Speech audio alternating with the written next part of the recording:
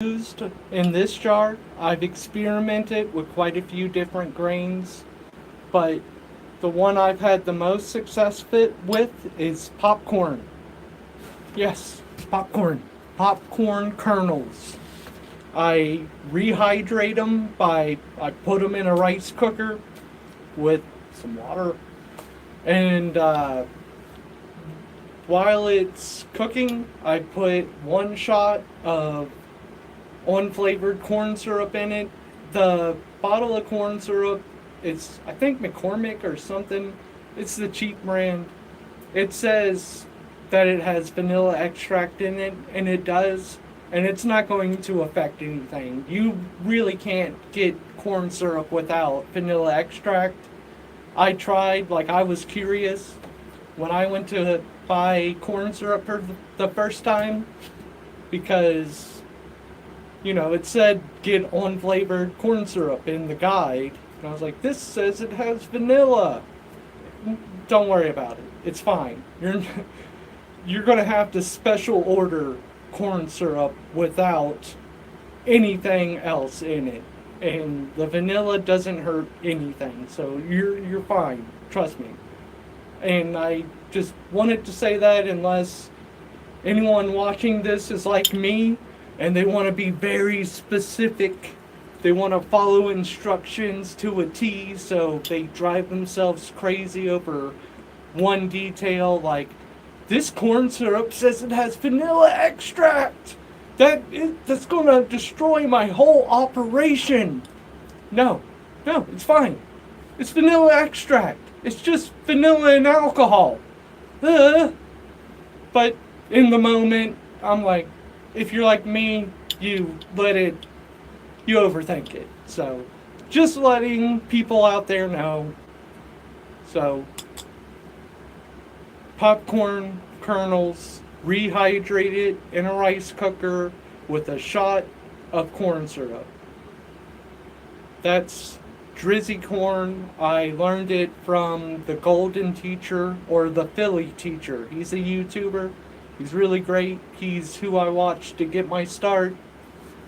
You should check him out if you're curious. You want to learn more about growing. I'm going to try to give you as much information as I can, but he's been doing it a lot longer, and he's got a great channel, so I more than recommend going to check him out. And I do believe it's the Philly Teacher, and I started with the Broke Boy Method. He has a playlist just called the Broke Boy Method, and that starts with 100% whole grain brown rice, and it works really well as well, but this is faster, like a lot faster. I've had brown rice grain jars that took 2 or 3 months. I've kept one for 4 months, and it took that long to fully colonize, where the Drizzy corn, it can fully colonize in less than 2 weeks. But half-gallon jar over here was full the same way this one is full, and it colonized in 2 weeks. And it was the same strain as what's over there, that thing in that tub. It's growing so fast over there. I am excited to see how it goes. So, it's fun. This stuff is the mycelium is so thick that it's just one piece in there. There's a couple of kernels floating around like you can see, but if you could feel the jar and feel the grain going back and forth, it's like a solid piece being held together by mycelium. And you can watch it grow in real time. And to me, that is just so cool. It's so exciting to watch it colonize these grain jars. So even if you don't want to start a business or anything like that, maybe you just like the way mushrooms taste and you want to grow some to use in your kitchen, I highly recommend it. It's a fun hobby. So just have fun with it. And there's so many different kinds of mushrooms you can grow. It's insane. They're like the oldest thing on earth pretty much. So there's just so much of it. It's been evolving for hundreds of millions of years. And we're just helping it here in the short time we have as humans. We can help it out a little bit, and it can help us. What are we doing? Oh yeah, grain to bulk to grain transfer. Something I didn't show off in the last stream that I really should have, but I'll take care of that right now. 5-gallon buckets. These things, you want to get a few of them if you do want to get into the hobby. I have 4 of them. The good ones are the Lowe's ones. I got these white ones from Walmart just because I needed a couple extra, 5-gallon buckets. They work, they seal. You're not going to get contamination from it being unsealed. They're cheap and they suck. Like this one doesn't even have a handle anymore because it was so cheap that it just kind of broke off. The metal was like tin, just bent like a paper clip. And I was like, I'm not going to reattach that. I can just manhandle it. So this is my substrate in here. That's why you should get some 5-gallon buckets. I pasteurize my substrate in here. It's not real pasteurization. It doesn't stay at the boiling temperature long enough to sterilize the bucket, but it does a good enough job that you can use it just fine, as long as you have healthy grain jars. If you don't have healthy grain jars, you got nothing. So the substrate in here is cocoa coir, vermiculite, and ginseng. That's the only 3 ingredients. The substrates are super easy to make.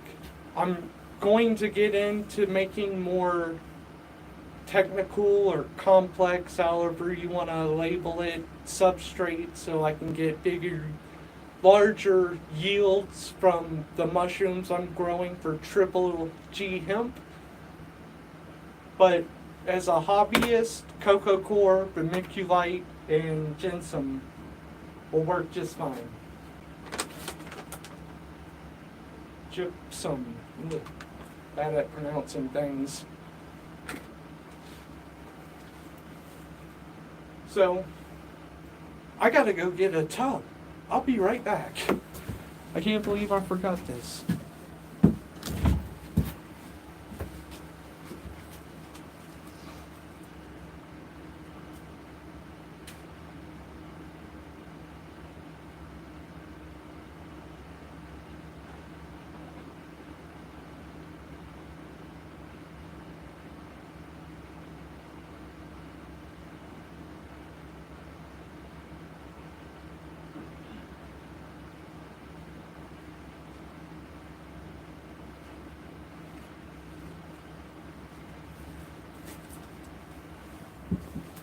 Okay, I'm back.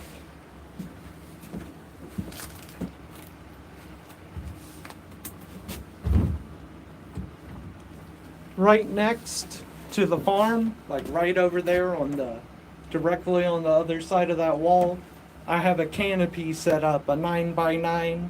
So it's a pretty good bit of room. And that's where I have my pressure cookers and my rice cooker and just a bunch of my equipment I need to get things ready to come into here. So that's where this was, so I had to just pop over there and get it real quick. We're going to start where every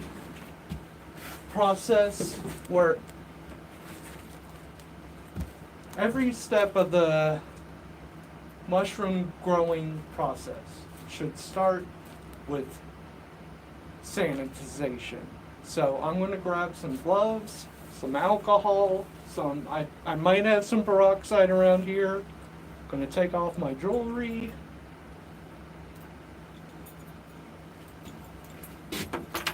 Should have done it before, but I'm new to this.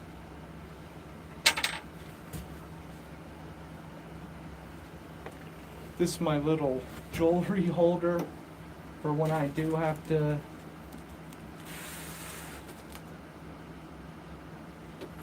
transfer grain to bulk. Let's put this stuff on my little bucky.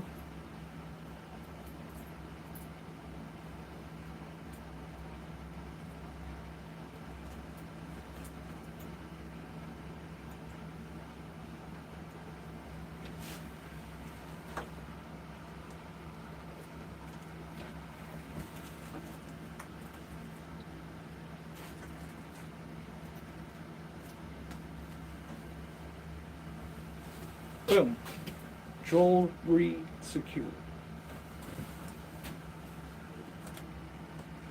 Now this bracelet here is actually pretty special to me. My friend Marielle, she gave it to me when she got back from Mexico before she moved back to Mexico. So I really, try to take care of this thing, so I gotta take it off. When she gave it to me, the way you would tie it around your wrist, I was too much of a doofus to figure it out. So what I did is I got this right here, and I just tied the rope to it, and this little thing here is a knife. It's a little knife you can keep on your wrist. Whenever I made the modifications to this bracelet and showed it to Marielle, her face was like, because I had it on my wrist and I popped it, it's like, yeah. Her face like, oh, that was pretty cool. I think about that pretty often. It's a good memory.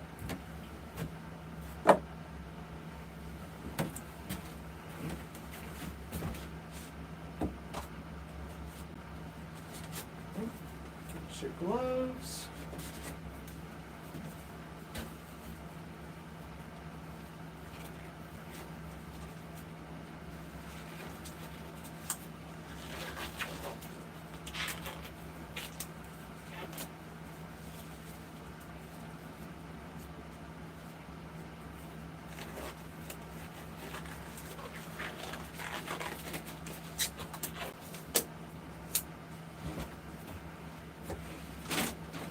Got 91% alcohol here, and I got hand sanitizer, which is, once it got halfway down, I just filled it back up with this, so it's basically just 91% alcohol, diluted a little bit. You want to get up your arm, because spores and contaminants and all that stuff, it sticks to you. And you're going to be working over the tub when you're transferring it, and gravity and stuff. So whatever could be on your forearm can fall into the tub while you're working on it and contaminate it. So that's part of what I mean when I'm talking about you got to be very thorough with your sanitization. I can't sterilize this environment. It would pretty much be impossible. So I have to at least be as sanitized as possible.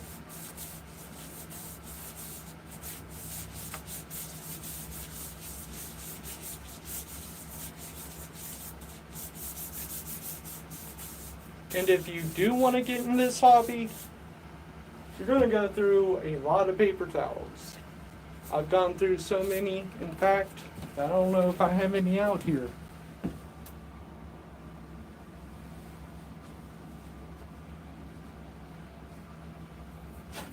That's okay. I brought a... Wait, no, here we go. I brought a roll of toilet paper out here earlier because it's pretty cold. Or at least it has been this past couple of weeks. So I've been... didn't have any Kleenex, so I just brought out toilet paper. But I noticed this. So even though I've already cleaned this once before, it was out there under my canopy. So I want to go back and clean it again now that I have it in the farm. So that's exactly what I'm about to do. Yeah.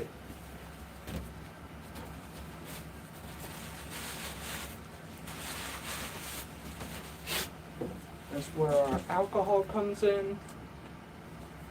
Basically just going to rinse it in isopropanol.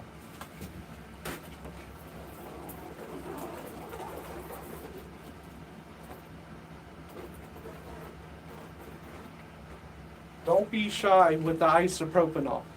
Don't be afraid to use a lot of it. And it's really cheap, so shouldn't have a problem using a lot of it.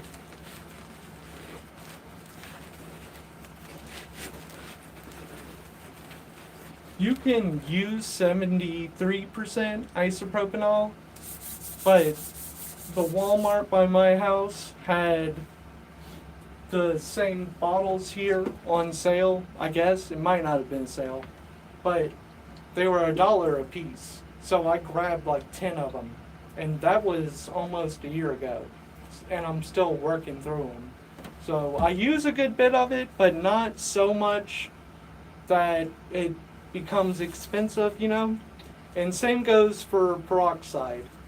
A bottle the same size, 3% hydrogen peroxide, $1 a piece. And,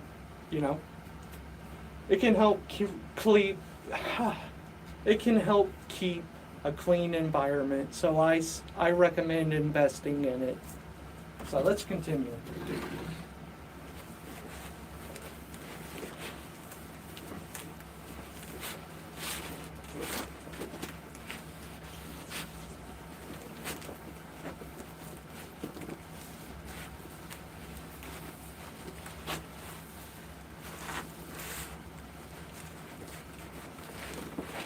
These inflatable tubs are really good. I like them a lot. I invested in a bunch of just plastic containers because they're cheaper and they work just fine.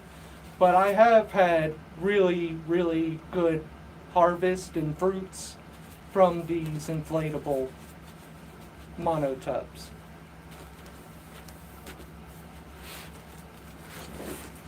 I'm going to get the outside as well.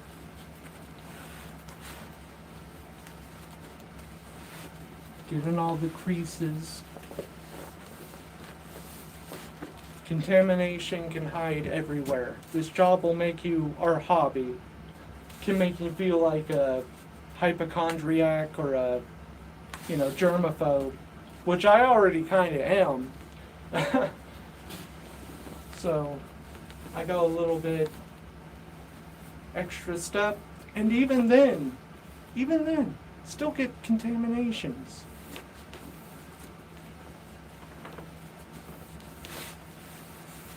I'm even going to clean the bottom. Why not? It's just going to get dirty again when I turn it back over, but we're here. Might as well, right?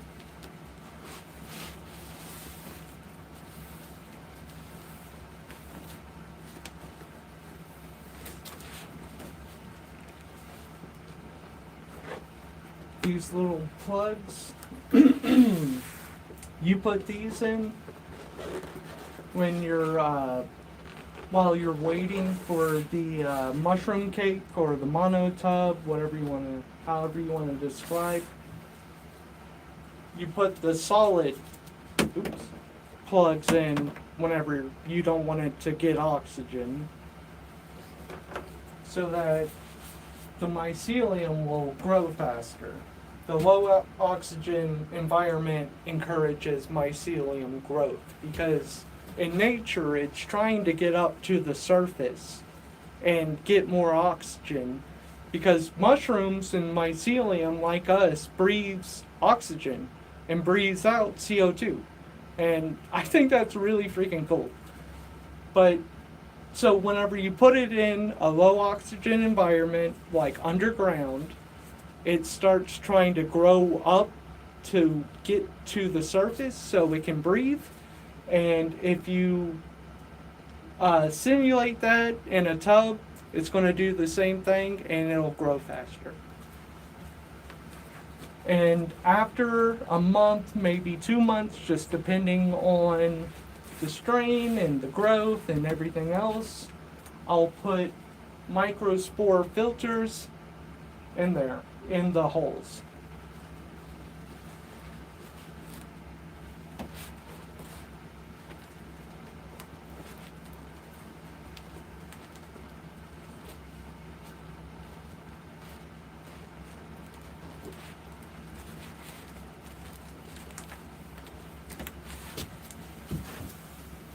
Dropped a couple of the plugs. You do want to clean these as well.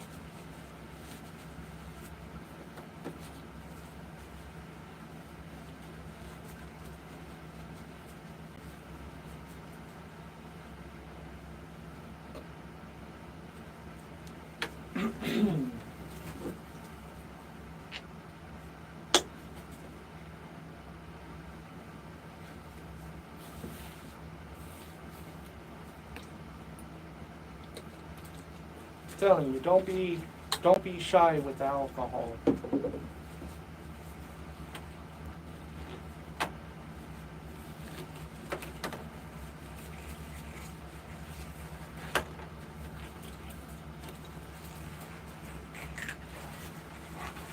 I'm just making sure that the surface area of all the plugs get some alcohol on them. And now that I've made sure of that, I can put them in the tub where they would ideally stay clean.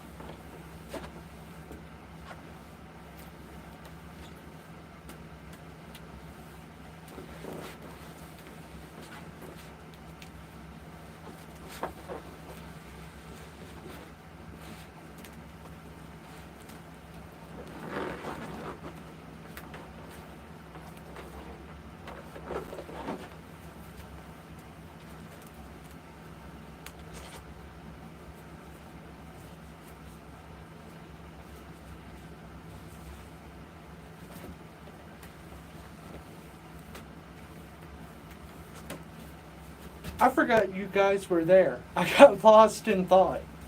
Okay.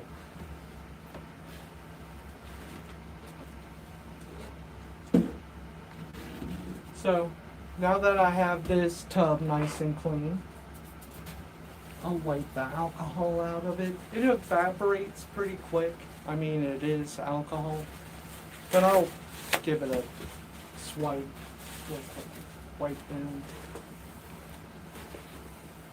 There's going to be enough mycelium in here that even if some of it did touch the alcohol on the bottom, it wouldn't destroy the tub, you know? It wouldn't ruin the flush, but why risk it, right? So I'm going to put a layer of substrate down before I put any mycelium in it.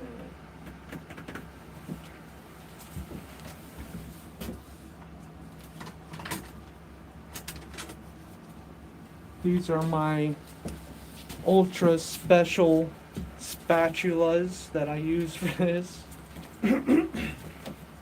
I am gonna clean them just like everything else.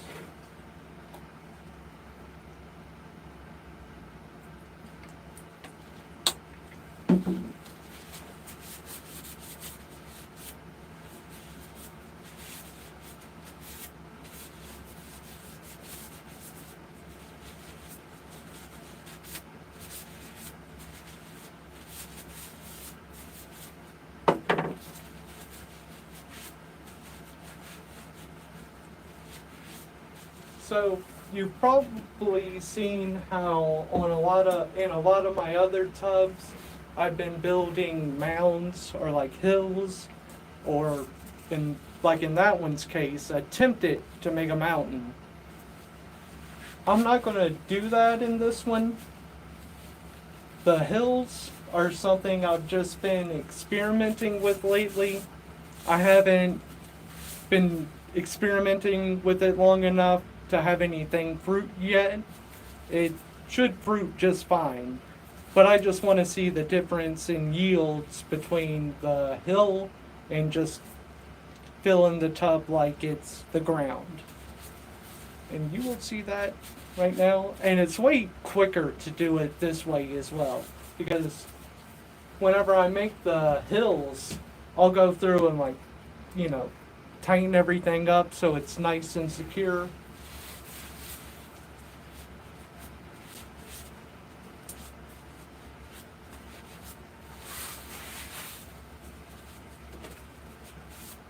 I've got a bunch of alcohol here on the table. If you're wondering why I'm hinting this and then hinting this.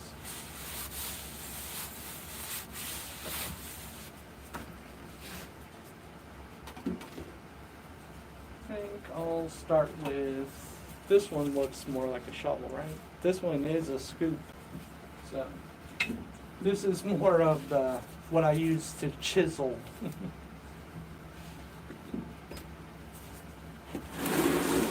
You want to make sure that your substrate isn't retaining too much moisture, and what it's called is checking the field capacity. So you can just grab a handful of the substrate and you want to squeeze it. And if, like that, only a few drops come out, that means it's at field capacity, and that's right where you want it. When I first started and I was making my own substrate, I would way overhydrate it. And when I'd grab a handful and squeeze it, oh, just like that, but way worse. The field capacity of this, I could add some more vermiculite and some more cocoa coir. Vermiculite would probably take care of it just fine, but for the sake of this stream, I'll just squeeze the heck out of it before I put it in the tub. So let me reorient myself. Get this first layer in. Oh yeah, I gotta squeeze it, right? Let's see.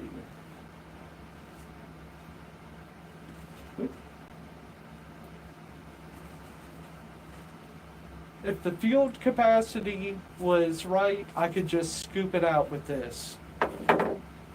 But since it's not, I am going to have to squeeze a little bit of the moisture out of it. Learn from my mistakes, you know. I should take that advice, but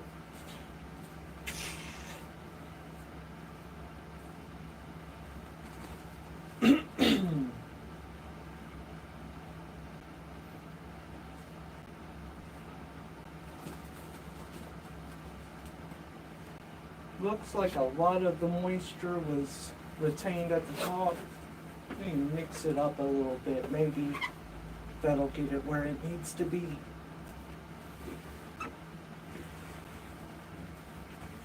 Another reason you want to wear gloves is because you'll get stuff all over your hands and under your fingernails, and that's just annoying. It's all clean. It's not like it's gross, but it's annoying.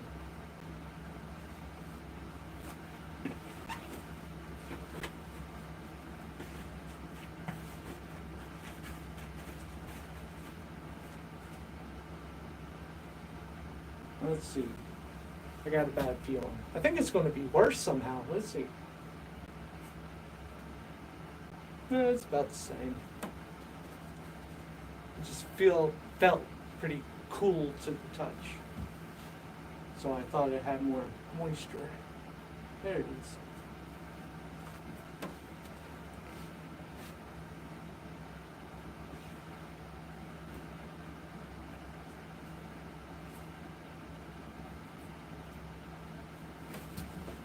That's enough for my first layer.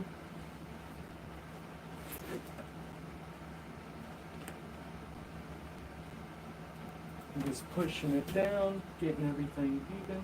You know what? I do need more actually.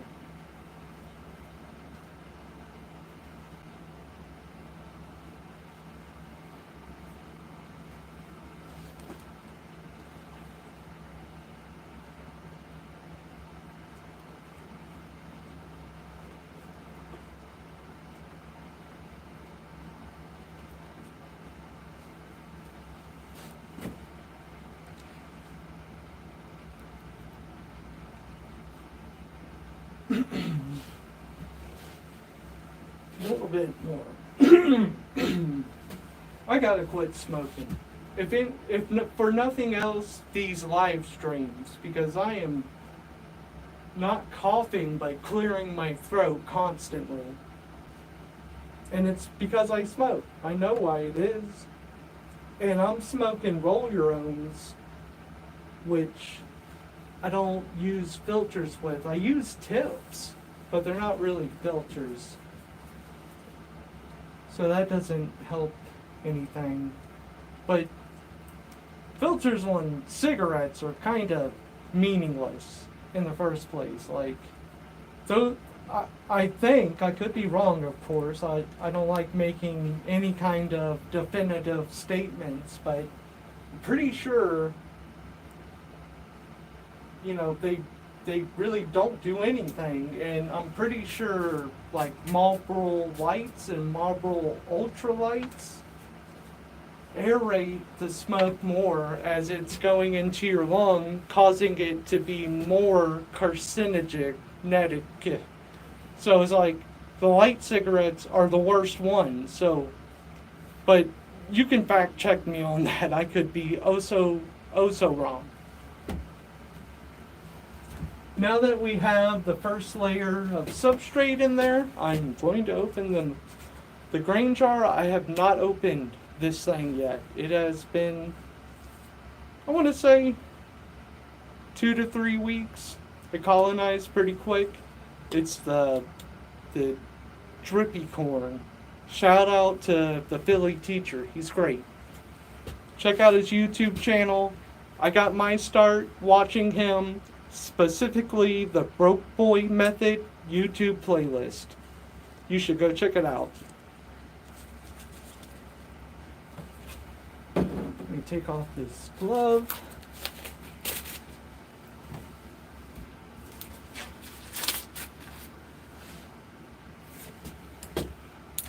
There we go. the smell of the grain jars when you first open them after they've colonized. It's a earthy smell. It's like kind of like dirt, but not really. It just smells like earth. I don't know how else to describe it, and I love it. It's a great smell.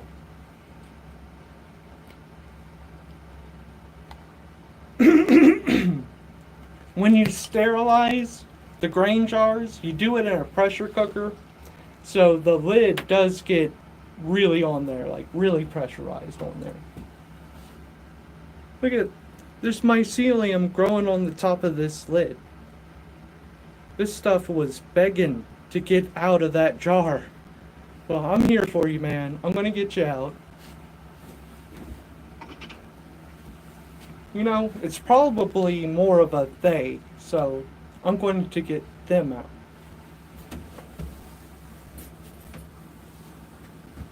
Throw away these gloves.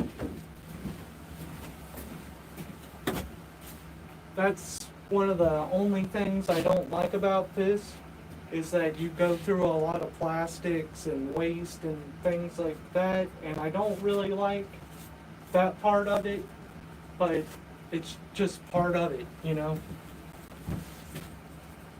But I do try to minimize waste, and I try to use everything to its, you know, fullest extent.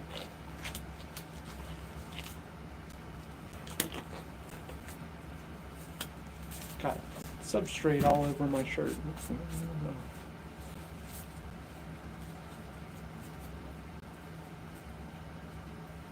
Looks like I got a viewer. Hello, viewer. How's it going tonight? Is it you, Ryan? Are you back with me?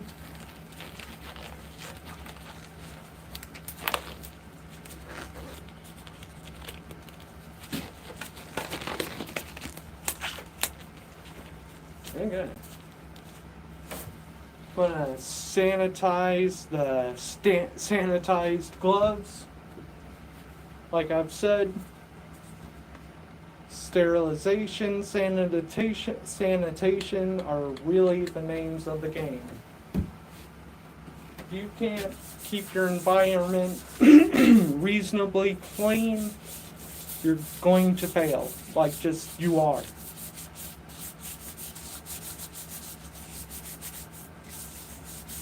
And you can see my environment. It's not perfect. It's not the cleanest environment. So that's why I made sure to say reasonably clean. Like this is the minimum. I would straight up say this is the minimum. So just take that into consideration. It's all very doable, like I've said, but you do have to take precautions.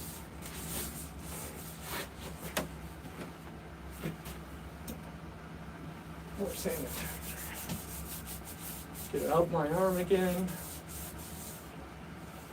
Pull my shirt back up. Your clothes are really bad contaminizers because the cloth, things like mold spores or other mycelium mushroom spores or yeast spores or just germs or whatever, it just clings to your clothes. So when you're here doing this, if your sleeves are down and they're not sanitized, just all of that shit falls into your substrate, into your mycelium. So you really need to have that in mind and be thinking of that from as many different angles as you can. Like, what little ways can contamination get in there? You got to think about it. You got to be 2 steps ahead of the contamination. It's you versus them. And we can't let them win. Because we're Team Mushroom. They're Team Germ. So we're going to win. We have to. Otherwise, my business won't be successful. So now I break up the grain jar and start dispensing it in the monotub. I like to use wooden spoons. I've had the best luck with just simple kitchen wooden spoons. They're great. And I am going to sanitize this as well. More alcohol. This stuff is so good.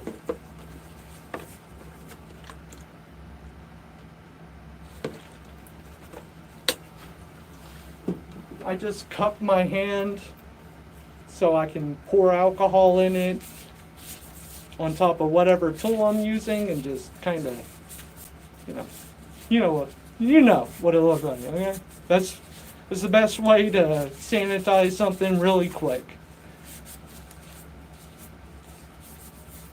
That should be enough.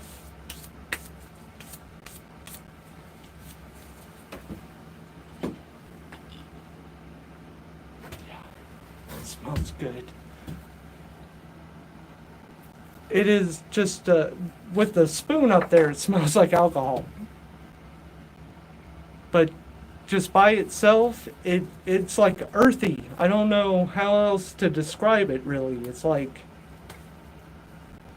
the dirt, but better. It's like premium dirt, man.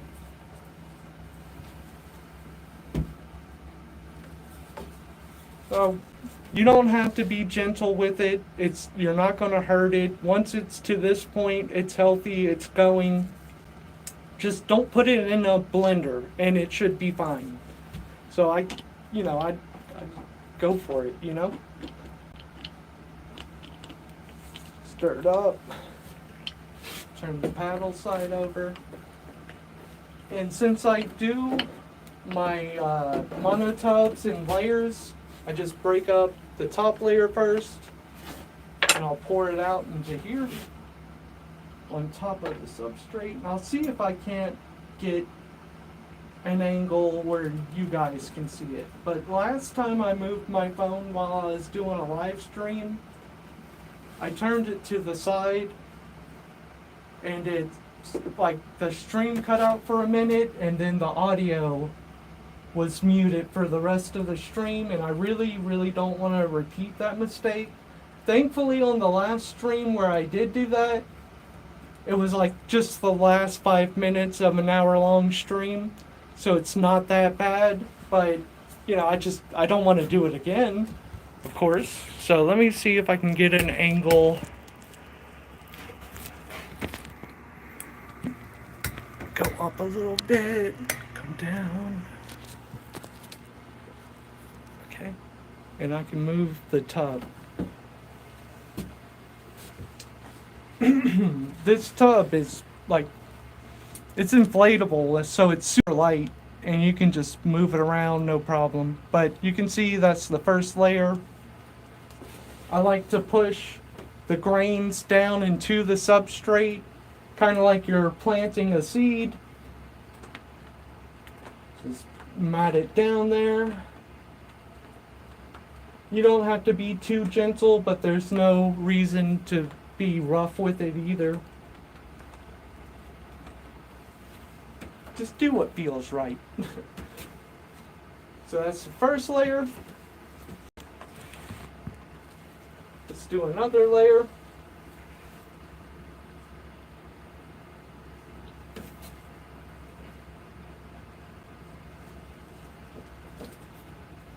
I think it should be okay for me to do this. Let's check.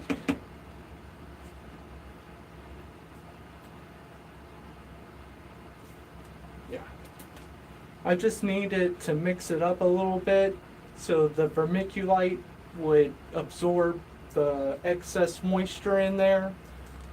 Vermiculite is your best friend. It wouldn't have ruined my substrate if it was too much moisture. As long as I would have taken it out, pulled out a handful and gave it a good squeeze to squeeze out the excess water. But you don't want to be doing that all day. You want to just shovel it out. So be cautious whenever you're pasteurizing your substrate. Because vermiculite, it's not expensive, but you don't want to spend more money than you have to, so why not just measure, measure your substrate and your water and your vermiculite and the ginseng. I just pour it in there. I don't measure it, but everything else I try to keep measured. But then why was there too much moisture in that bucket, Cody? I hear you saying. I don't have a good answer for you. It happens, man.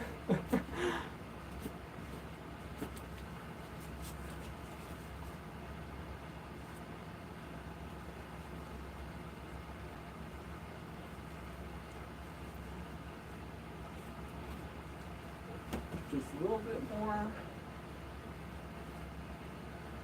See how much faster that was than that first layer that I was having to squeeze out the... Oh man. Hope it didn't get muted. If anyone's watching, I see one person's there. Can you hear me? Please say you can. But see, got the second layer on there. Ooh, is this going to stay? No.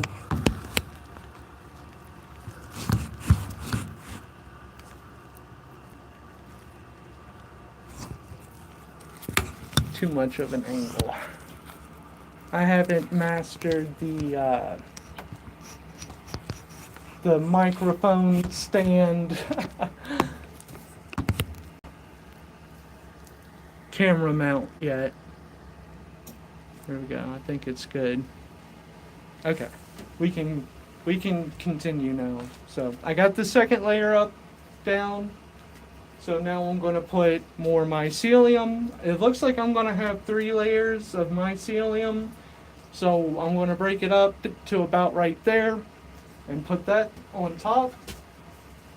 And then I'm going to cover it, put the last layer down, and then I'm going to put the last layer, a thinner layer, just like a topping almost, of substrate on the last layer of mycelium and grain.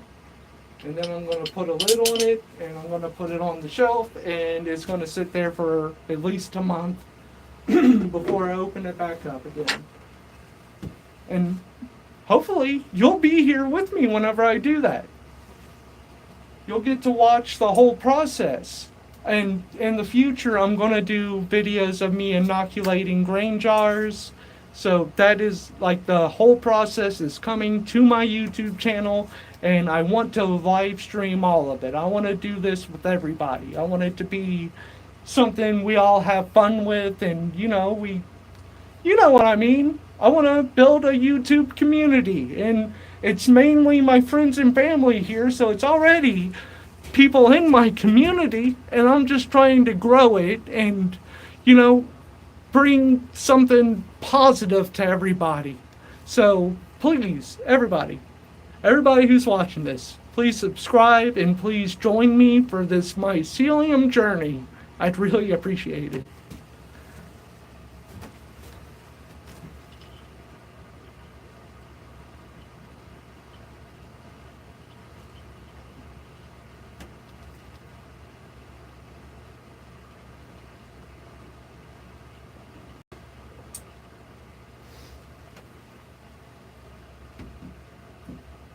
Some of the popcorn fell to the sides, so I am going to scrape that over more towards the middle.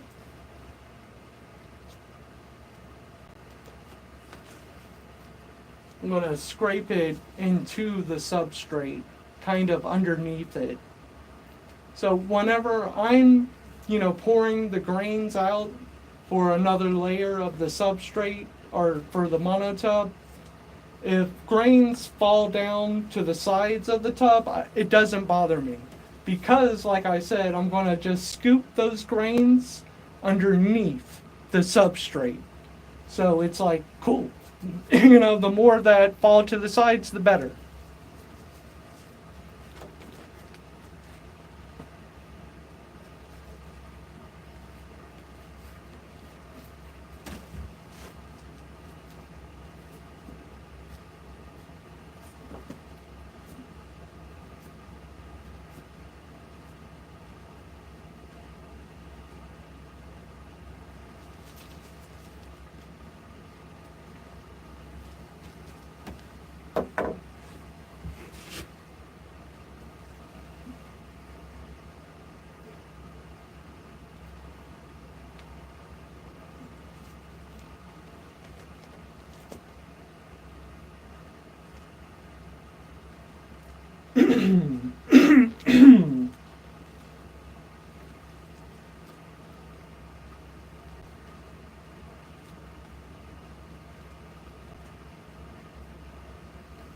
Alright, that's the second layer. Move this over. It's like a nice chunk of mycelium. You can see a really good example of how it grows together and like kind of glues the grains together. You see what I mean? And it smells so good. I love it.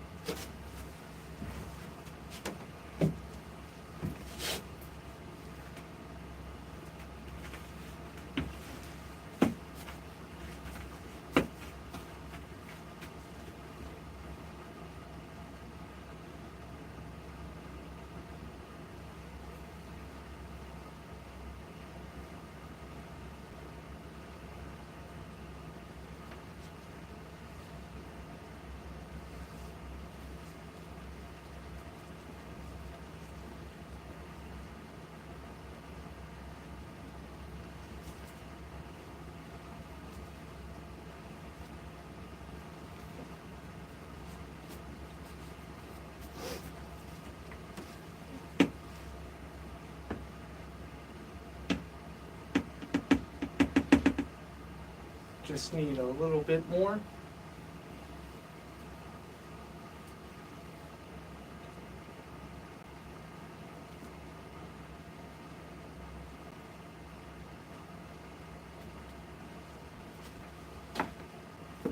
This is going to be the last layer of mycelium, and it's already getting pretty big. I'm not going to mess with that right now. But you can see how much I have left. I could probably get 2 more layers out of this, but I do want to finish up this stream because I got to go cook dinner.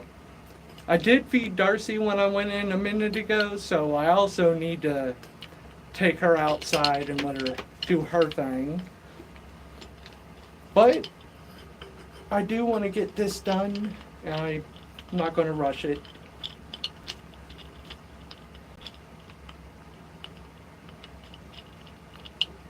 Whenever I start rushing anything, I basically just destroy whatever it is I was trying to do. Something I had to kind of accommodate for throughout my life. Whenever I can feel myself getting in a hurry, I have to really stop myself and be like, slow down. It's no hurry. You're not on the clock. You know, there's no expectation here. That took a long time. It's like to my 30s before I really started to get a handle on it. I'm sorry, but this mycelium, it's just so beautiful. I love looking at it. You want to know how much I love looking at it? Let me show you. I got this Craftsman magnifying glass, and I got this battery here for it.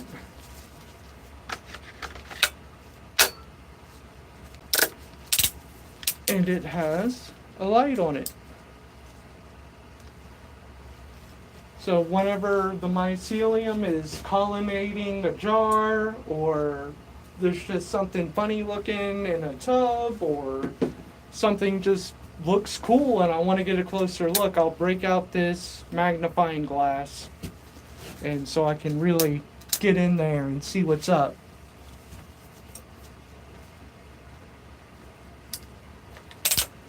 I started with this magnifying glass, but it doesn't have a light on it. So I got this magnifying glass. But I don't need them right now, so I'll put them to the side.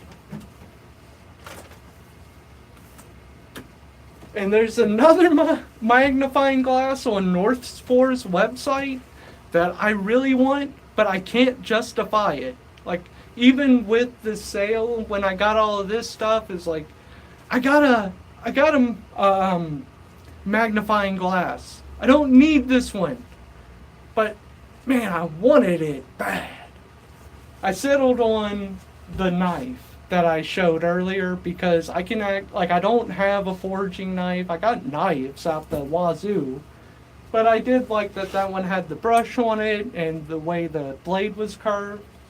So I was able to justify that.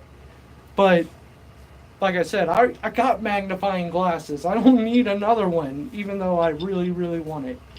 So maybe in the future, if Hyphaenation really takes off, you'll see me here with that. It's a little ring magnifying glass with the LED. It's like a 10 times magnification.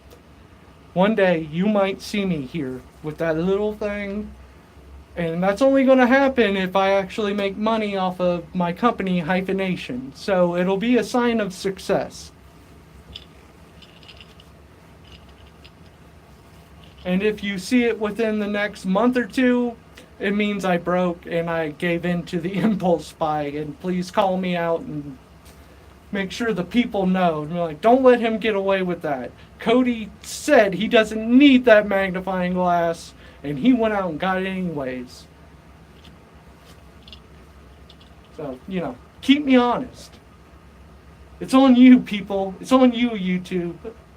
Not on me. I'm joking, by the way.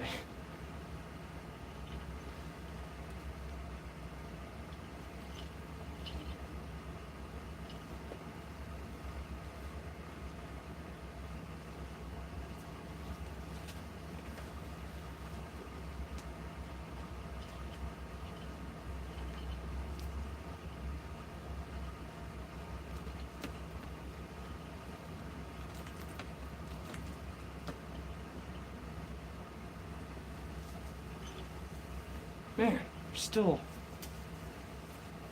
I mean, it's a good thing. Let's see.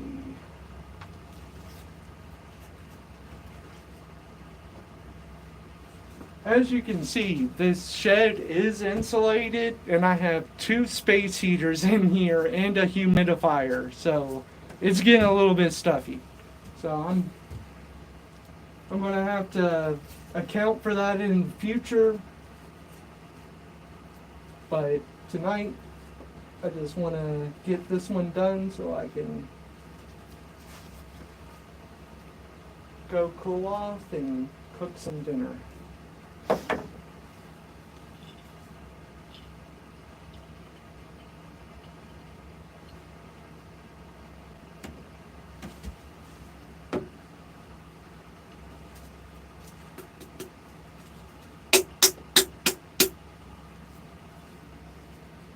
Sometimes when there's just like 1 or 2 grains left in the jar stuck on the wall, I'll leave it there, and when I go to clean the jar for the next batch, I'll just grab that little mycelium covered grain. I'll just kind of poke it in the ground, like a seed.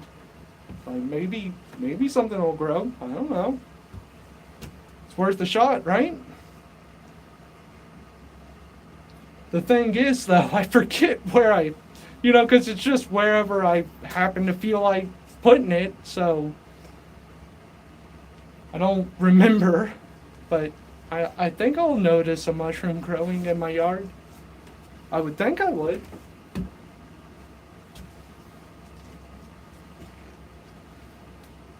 This is the last layer of substrate.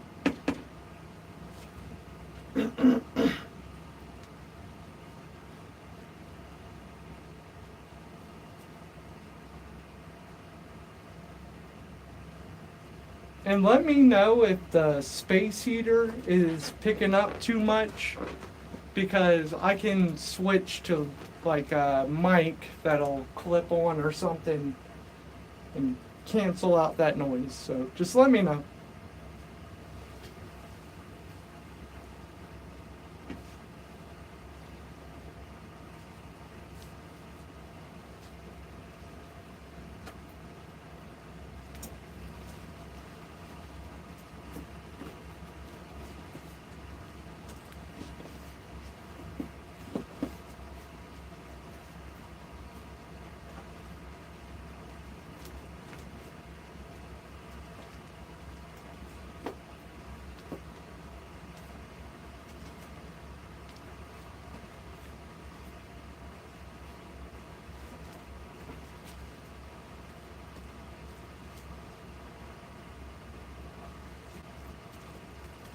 like I said, the top layer, it doesn't have to be as thick as the layers underneath it.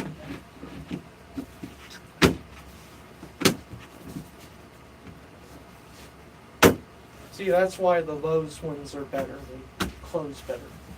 But this cake is done for right now. I'll probably do some prettying up to it later. Probably later on tonight after I get done with dinner. And after that, I'm going to slap a lid on it, make sure it stays sealed, make sure there's enough hydration in here, which I'm pretty sure there is because like earlier in the stream, I was having to really squeeze the substrate before I transferred it over here because it had too much moisture for what would be considered field capacity. So it should have enough moisture, but I was just,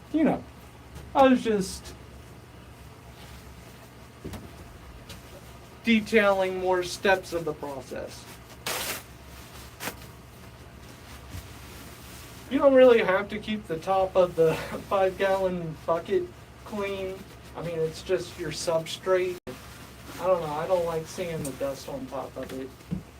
And at the end of every time I work in my station, I do go through and make sure I get everything nice and clean because when I come back to work, I don't want to come back to a dirty workstation. So I make sure to take care of that before I call it quits for the night.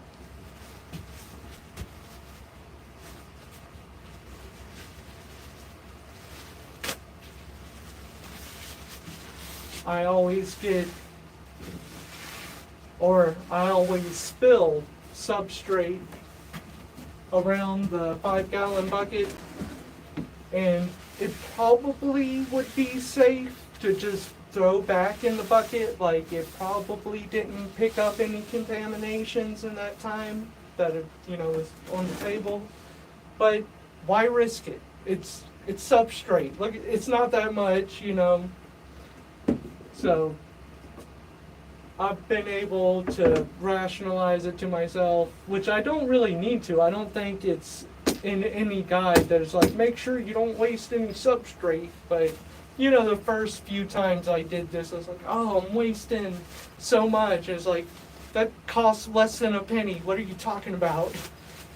So, but like I mentioned earlier in the stream, I don't like to waste stuff. I try to waste as little bit as possible. You have to waste stuff. It's just part of life. It's part of being alive. But if I can minimize it, I do try to.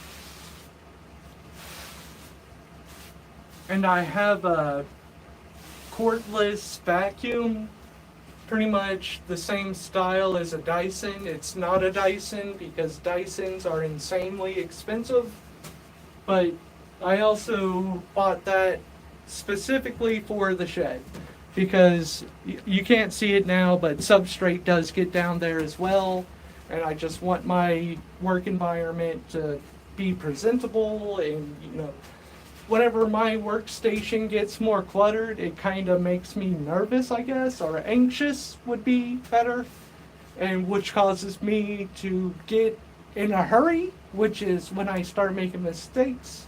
So I've learned to take care of those problems before they happen.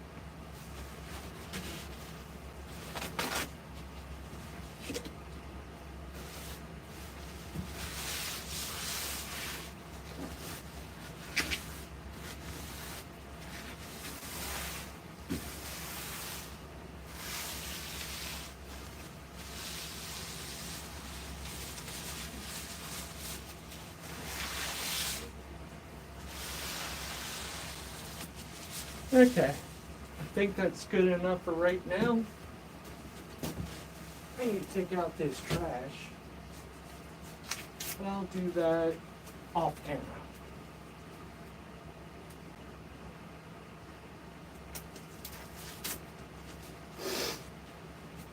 Oh, there's the peroxide. I knew it was around here somewhere. Very useful because it's not going to hurt your mycelium. It's 3%, and as long as you mix it equal parts distilled water, it's not going to hurt your mycelium.